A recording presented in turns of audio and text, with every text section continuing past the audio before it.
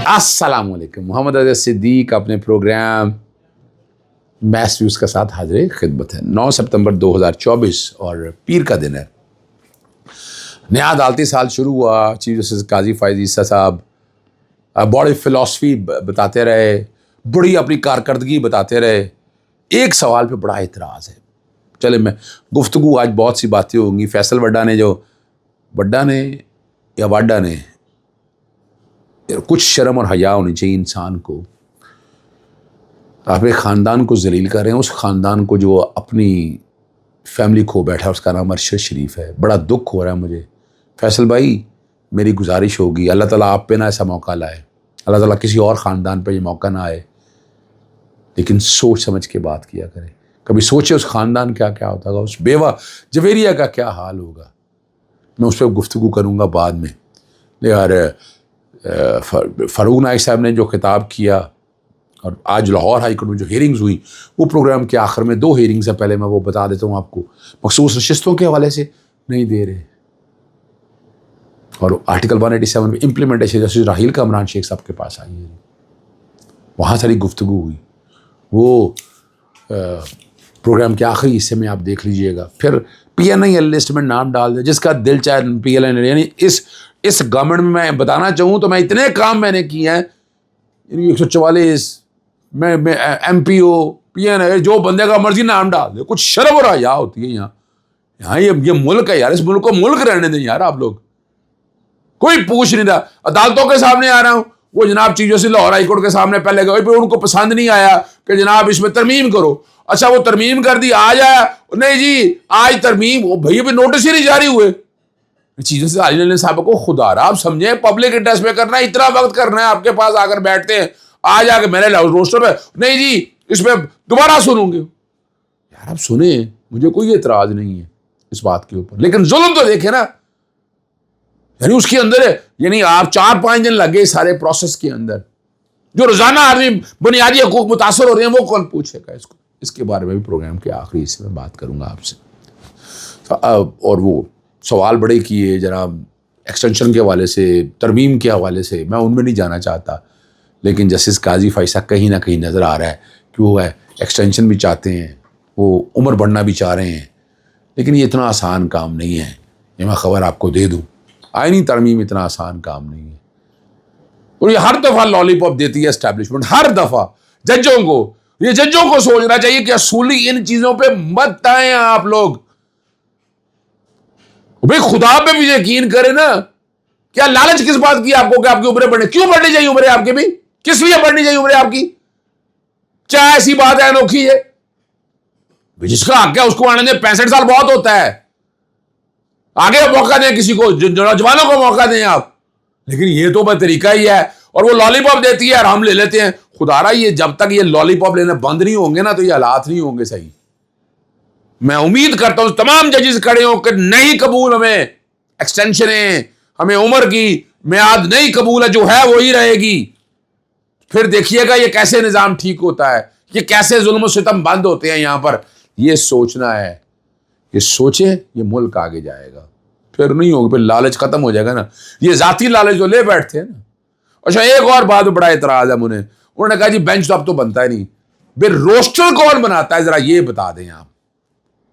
वो केस को फिक्स कराना ना, उसमें तो यानी अब एक रोस्टर बन गया है, उस रोस्टर के सामने लगाना है, या तो कोई स्पेशल बेंच बनना हो ना, यहां फिक्सेशन में आकर कर सकते हैं। फिर रोस्टर बनाने का इख्तियार भी दें फिर उसको, उस बेंच को, उसको कमेटी को, फिर समझ में आती है। तो ये बात मेरी जो समझने वाले लोग हैं ना, उनको समझ आ जाएगी कि मैं क्या बात कर रहा हूँ। सेनेटर वाडा भाइयों की तरह से हैं, पर खुदारा ये मत जुल्म करे। उन्होंने सीनियर सहाफ़ी अरशद शरीफ के कीनिया के कत्ल के बाद मुराद सईद और KP के घर में छुपे हुए थे। अब अंदाज़ा लगाएं, क्योंकि मेरी बात गलत साबित कर दे। उन्होंने कहा जी अपने पास लीडर नामजद किया था, कुछ बड़ा होने का पता था, लेकिन ये नहीं मालूम था कि अरशद शरीफ का कत्ल होगा, और दावा किया कि उन्होंने क्या कराया था कि आप पर हमला होने वाला है। और साबिक़ वज़ीर आज़म पर हमला उनकी जान लेने के लिए हुआ था। उनके साथ पार्टी की सीनियर लीडरशिप मौजूद ही नहीं थी। अरशद शरीफ को दुबई से जाने पर अरसलान सती नामी शख्स ने दबाव डाला, जब जिसे जाबिर DG ISI फैज़ हमीद ने अपॉइंट कराया था। फैसला बाड़ा ने यह भी बताया कि मेरे नज़दीक फैज़ मीर की गिरफ्तारी का फैसला बहुत देर से हुआ। जो दूसरों का उन्होंने कहा कि घुटन का माहौल ख़त्म हुआ, टॉप सिटी की इंक्वायरी में बहुत से लोगों के कैरियर तबाह हुए। और इस पूरी गेम के अंदर क्रेडिट तगड़े जमहूरी आदमी चौधरी निसार का था, जिसने स्टैंड लिया, खड़ा हुआ और इंक्वायरी कराई। जनरल फैज़ मीर झगड़े में 4 किरदार है। अब ये बातें सारी जो कह रहे हैं ना यार, अरशद शहीद साहब की फैमिली पर शदीद एतराज़ है। वो कर्ब में फैमिली है, कितना जुल्म हुआ उसके साथ। क्या आप नहीं चाहते? चलें फैसल बाड़ा साहब आप ही करा लें इसकी जुडिशल इंक्वायरी, क्यों परेशान होते हैं इस पर? आने दो हकायक, जिसने जो किया वो भुगते ना यार। किसी को नाहक जान लेने का हक नहीं है, ये सुन लें आप। ये जुल्म है और मेरा रब नहीं छोड़ेगा। जो मर्जी आप कर लें, जो मर्जी आप कह दें, इस पे तो कहना आगे जुडिशल कमीशन क्यों नहीं बन रहा? बनने दे जुडिशल कमीशन, क्या है सामने आएंगे, क्या परेशानी किस बात की? जिस किसी ने किया सामने तो आए ना ये सारा। या पाकिस्तान से दुबई का सफर, दुबई से कीनिया का सफर, कुछ तो सामने आए। और इसमें और उनकी बेवा और वो अहमद कुरैशी नामी कोई साफ़ी हैं, वो इसराइल से पींगे बिठाते फिर रहे हैं। यार खुदा रहा भी अहमद कुरैशी साहब, आप अपना काम करें, आप ये छोड़ दें। आप अगर दीन और आइन और कानून का नहीं पता, आपको दीन का नहीं समझ है तो छोड़ें। लेकिन ये इल्जाम मत लगाएं जुवेरिया के खिलाफ कोई भी ऐसी बात आई, याद रखिएगा वो बहनों की तरह से है, भाभीयों की तरह से है, उसके साथ खड़े होंगे हम लोग। हम नहीं छोड़ेंगे उनको, उनके साथ खड़े होंगे जुवेरिया साहबा के साथ। वो बहन है हमारी, लेकिन उसको आप बिला वजह मिलाइन करेंगे, आप इस तरह के हालात बनाएंगे तो सवाल ही पैदा नहीं होता। कुछ हमारे एंकर हजरात और कुछ इस तरह के लोग, खुदारा वो लफ्ज़ में टाउट शॉट नहीं इस्तेमाल, मुझे पसंद ही नहीं है ये। चलें, और IMF ने पाकिस्तान को शामिल नहीं किया, सो आग डार बरहम हो गए। और भाई बैठ के याशियाँ कर रहे हो, मुल्क में आओ, ठीक है ना जी। और पाकिस्तान शामिल नहीं है, उन्होंने कहा अब ये जो कुछ कह रहे हो भुगतो। तुम लोगों ने तबाही की है इस मुल्क की, तुम लोगों कसूरवार इस मुल्क को यहां तक लाने के लिए, ठीक है ना जी। लेकिन नहीं मानना। फारूक नाइक की बात करके मैं बाकी की तरफ जाऊंगा, बस इतना है। फुल कोर्ट में उन्होंने रेफरेंस से खिताब किया। उन्होंने कहा कि मेरिट पे जजेस की भर्ती के लिए सख्त तरीकाकार अपनाया जाए।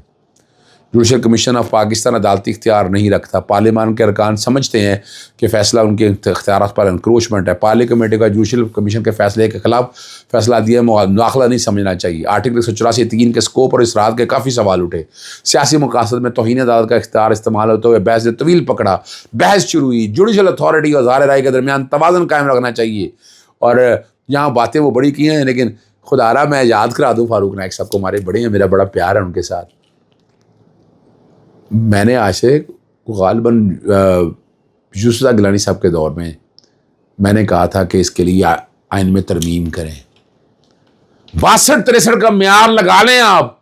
और जजेस फिर आए ना मेरिट के ऊपर, कोई टेस्ट होना चाहिए, फिर तो समझ आएगी बात। चलें फिर बात करूँगा मेरा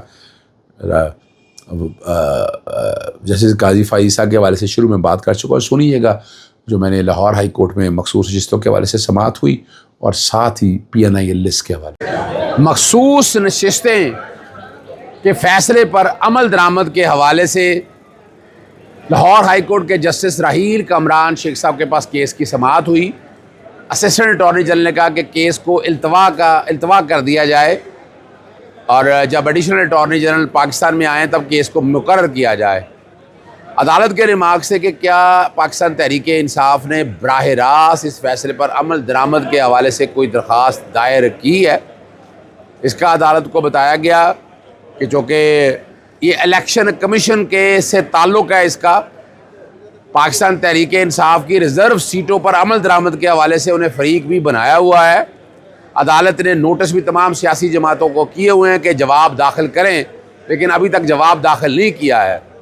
अदालत ने इस्तफ़सार किया कि क्या किसी और हाई कोर्ट के अंदर मामला ये ज़ेर इल्तवा है। बताया गया इसकी ज़रूरत नहीं है।